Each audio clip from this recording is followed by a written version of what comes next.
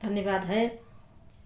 राधे राधे, हरे कृष्णा। भैया आप एक भजन डाल रही हूँ, आप एक सुनिए, कैसे लगा? लाइक कमेंट जरूर करिए भैया, शेयर जरूर करिए, फॉलो जरूर करिए भैया।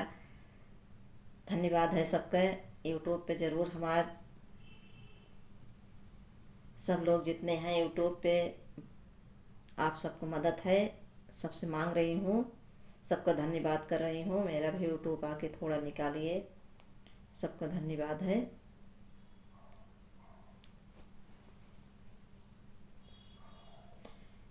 मोरी पक्की महला झनाई हो, अकेले श्री रामई बिना।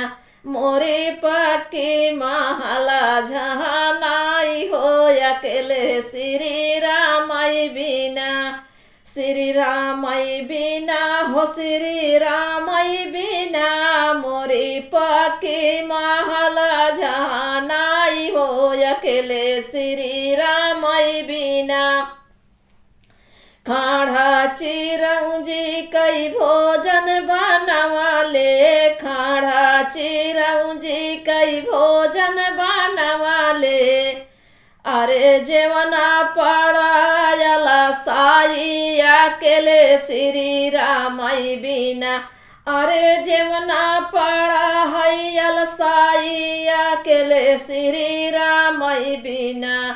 अकेले श्री रामई बिना।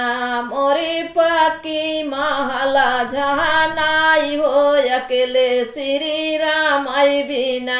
श्री रामई बिना हो, श्री रामई बिना। मोरी पक्की महला झनाई हो, अकेले श्री रामई बिना। गंगा जमुनवा से जला भरी लायऊ, गंगा जमुनवा से जला भरी लायऊ। अरे गेरुआ परायला साई, अकेले श्री रामई बिना। अरे गेरुआ परायला साई, अकेले श्री रामई बिना। अरे हो अकेले श्री रामई बिना, हो श्री रामई बिना। मोरी पक्की महला झनाई हो, अकेले श्री रामई बिना।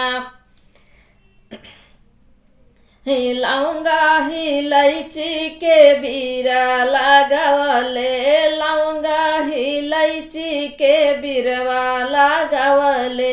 अरे बीरवा पराया के लैला साई हो, अकेले श्री रामई बिना।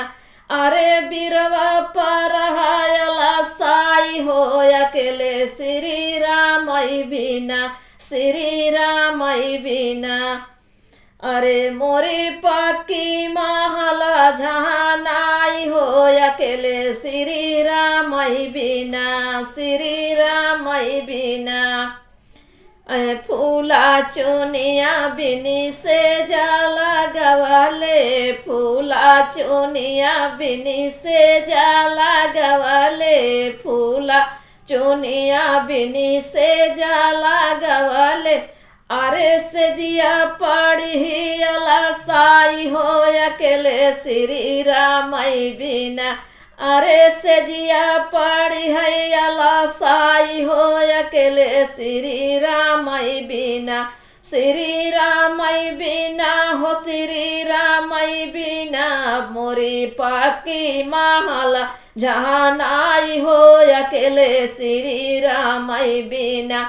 मोरी पक्की महला झनाई हो, अकेले श्री रामई बिना।